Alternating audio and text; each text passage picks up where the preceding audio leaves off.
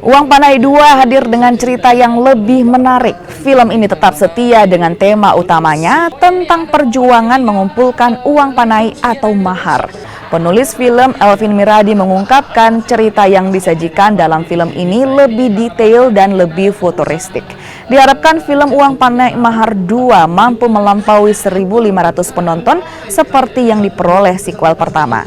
Jika di sequel pertama, Tuming Abu sukses menikahkan pemeran pertama dan kedua, di Uang Panai 2 mereka menjadi konsultan pernikahan. Tugasnya membantu orang yang terkendala saat ingin menikah.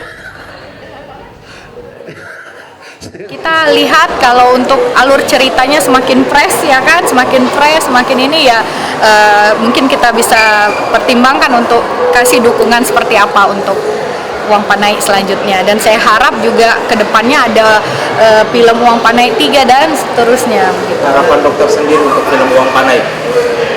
Harapannya semakin sukses ya, dan ini bisa membawa tradisi khususnya untuk Sulawesi Selatan tuh ke halayak ramai, ke masyarakat luas. Jadi memang sehingga